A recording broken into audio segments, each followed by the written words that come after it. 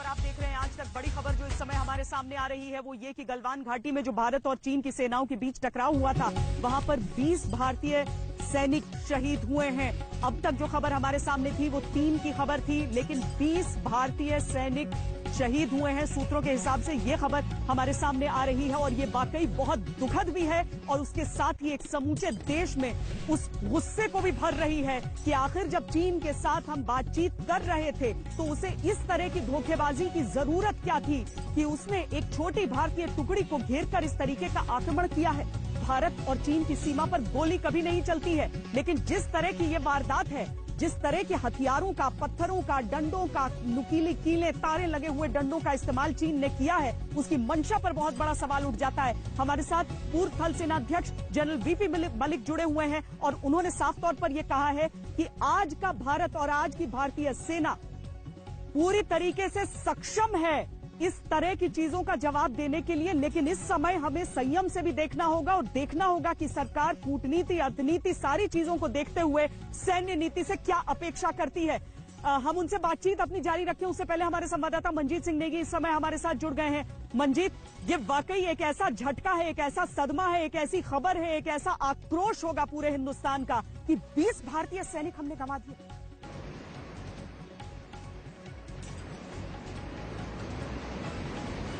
श्वेता, थोड़ी देर बाद सेना की तरफ से आधिकारिक तौर पर इस बात की पुष्टि भी होने वाली है, लेकिन ये खबरें लगातार सुबह से आ रही थी कि काफी बड़ी संख्या में हमारे सैनिक घायल हुए हैं। हालांकि चीन को भी काफी ज्यादा, चीनी सेना को नुकसान, इसका खामियाजा भुगतना पड़ा है। उनकी भी काफी कैजुअलिटीज हुई हैं, नंबर अभी मालूम नहीं है। लेकिन भारत का जहां तक नुकसान का मामला है इस बात की, क्योंकि चीन ने एक तैयारी के साथ इस हमले को अंजाम दिया, एक साजिश के तहत हमले को अंजाम दिया, क्योंकि एक तरफ बातचीत की बात की जा रही थी, अलग अलग पॉइंट्स पर लोकल कमांडर के बीच लगातार बातचीत चल रही। चीन खुद बातचीत को आगे बढ़ाने की बात कर रहा था और उसी बातचीत के दौरान उन्होंने पीछे से काफी तैयारी की। जैसे कि हम लगातार बताते जा रहे थे कि चीन ने अपने तरफ काफी बड़ी संख्या में और बड़े हथियारों के साथ अपनी तैयारी की थी। और कल जब ये घटना हुई देर शाम को, लोकल कमांडर स्तर की जब बातचीत हो रही थी, उस दौरान चीन की तरफ से कुछ हरकत हुई। उस हरकत को देखते हुए हमारे जो बिहार रेजिमेंट के सीओ थे अपने जवानों के साथ वहां पर पहुंचे और चीन की तरफ से एक बड़े हमले को अंजाम दिया गया। हालांकि उसके बाद हमारे जो पीछे से जब बाकी सैनिक पहुंचे उस हमले को नाकाम भी किया गया। लेकिन उस फेस ऑफ के दौरान एक तरह से ये पहला मामला है जब इतनी बड़ी संख्या में हमारे सैनिक शहीद हुए हैं। कर्नल बाबू बहुत सुलझे हुए अफसर बताए जाते हैं मंजीत, और वो बातचीत के जरिए इस पूरे मामले को सुलझाने का प्रयास भी कर रहे थे चीनी सेना के साथ मिलकर। क्या अगर मैं सैनिकों के बीच जानना चाहूं आपसे, तो आक्रोश बहुत ज्यादा है इस विश्वासघात का?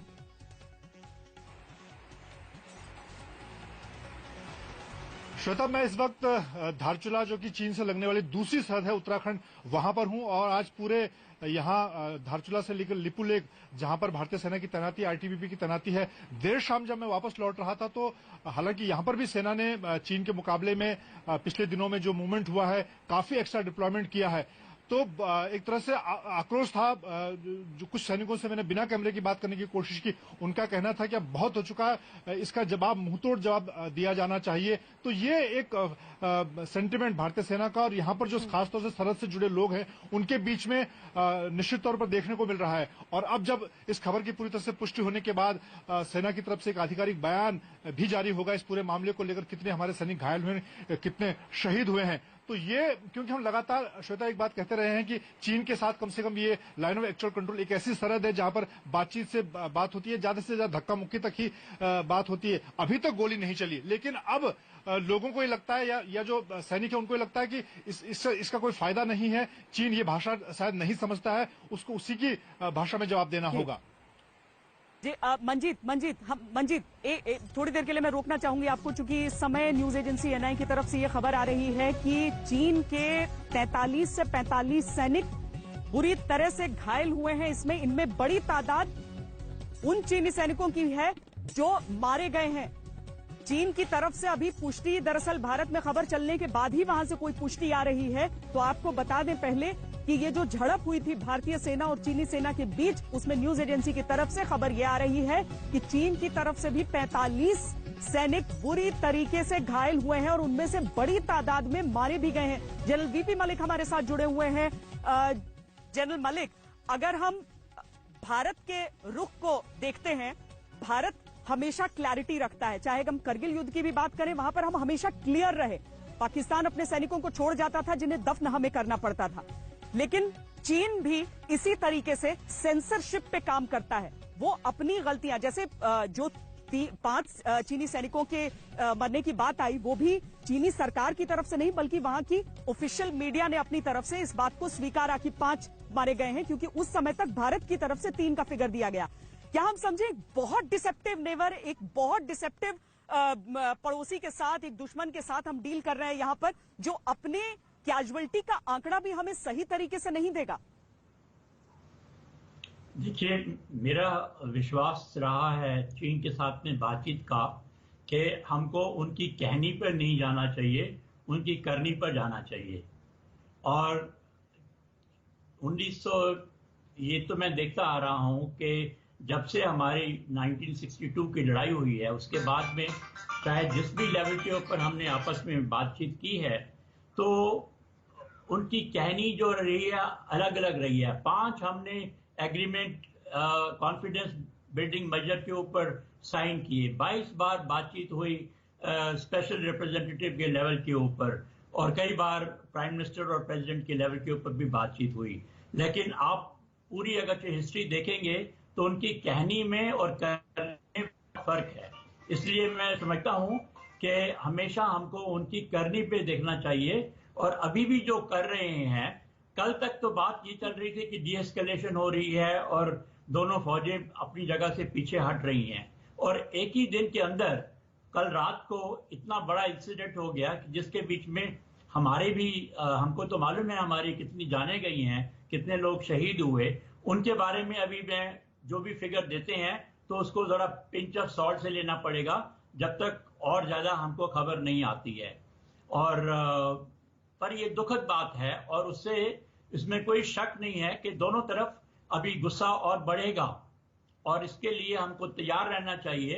मैं आपको याद कराता हूं कि 1967 में जब नाथुला में लड़ाई हुई थी, तो वहां पर भी तार लगाने की कार्रवाई हो रही थी और स्कफल हो गया था, और उसके बाद में गोलाबारी चल गई, और 4 दिन तक गोलाबारी खूब जोर से चलती रही। तो ये जो हम एक मौका देते हैं दोनों फौजों को आपस में गुत्थम गुत्था करने के लिए, या धक्का देने के लिए, या पत्थर मारने के लिए, वो बात सही नहीं है। और फौज को नहीं जाना चाहिए ऐसे काम के अंदर कि एक दूसरे को वो धक्का दिलाएं। फौज का काम नहीं है, उनको अपनी अपनी जगह के ऊपर रुकना चाहिए, और अगर बातचीत करनी है तो वो पक्की फॉर्मल तरीके से झंडे लगाकर बातचीत करनी चाहिए। ये कई दिनों से जो मुक्का मुक्की हो रही थी, धक्का धुक्कम हो रहा था, ये खतरनाक बात थी, और अगर ये काम चलता रहा तो आगे भी इसका बहुत खतरा है। तो जो भी ये भी फैसला होगा गवर्नमेंट करेगी, और जो हुक्म देगी फौज को, तो उसके लिए तो तैयार रहना चाहिए। लेकिन हमको दोबारा ऐसी हालात में नहीं पड़ना चाहिए कि हम एक दूसरे को धक्का देने के लिए या एक दूसरे के ऊपर पत्थर फेंकने की नौबत आनी चाहिए। क्योंकि गोली नहीं चलाना बेमानी हो जाता है जनरल मलिक। अगर हम 1993 की बात भी करते हैं, हम उन समझौतों की भी बात करते हैं, तो अगर आप गोली न भी चलाएं लेकिन सामने वाली की अगर आप जान ले रहे हैं, तो फिर तो युद्ध का एक पहलू तो ये भी हो जाता है। कई दफा जब हथियार आपके खत्म होते हैं, गोली बंदूक खत्म होते हैं, तो फिर आप गुत्थम गुत्था की लड़ाई में ही सामने युद्ध का फैसला करना चाहते हैं। तो इसमें अगर चीन एक तरफ कहता है कि चलिए गोलियां नहीं, लेकिन अपने हाथों के जरिए या इस तरह के अजीब औजारों के जरिए अगर भारत पर इस तरह का आक्रमण वो करना चाहता है, तो फिर उस समझौते का मतलब ही क्या रह गया जनरल मलिक हमारे लिए? देखिए, पहली बात तो ये है कि लड़ाई तो हुई नहीं थी, और बगैर लड़ाई के जब हम पीस बात कर रहे हैं आपस में, हम एक दूसरे के साथ में समझौते की बात कर रहे हैं, उसके बीच में गुत्थम गुत्था क्यों होना चाहिए? नहीं होना चाहिए। लड़ाई में अगर हमारे पास हथियार नहीं होते, कामयाब नहीं होते, या एम्यूनिशन खत्म हो जाता है, तो वो हालात दूसरे होते हैं। पर ये जो कल का हालात हुआ है, वो तो बिल्कुल ही अलग जगह, अलग समय में हुआ है, जब हम आपस में एक दूसरे के साथ में बातचीत कर रहे हैं। मेरा ये कहना है कि हमको गुत्थम गुत्था के कार्रवाई में नहीं पड़ना चाहिए। अपनी अपनी फौज को अपनी अपनी जगह पे रहना चाहिए। बातचीत करने के लिए हमको एक फॉर्मल तरीका इस्तेमाल करना चाहिए, और जो अभी हो गया है उसका आगे क्या हालत होगा, एस्केलेशन हो सकती है, इसमें कोई शक नहीं है। और जो कैबिनेट है, जो उनको डिसीजन लेना है, उनको भी देखना पड़ेगा कि अगर वो एस्केलेशन चाहते हैं तो किस लेवल के ऊपर चाहते हैं। सोच समझ के इसको अगली कार्रवाई करनी पड़ेगी। जनरल विपिन मलिक,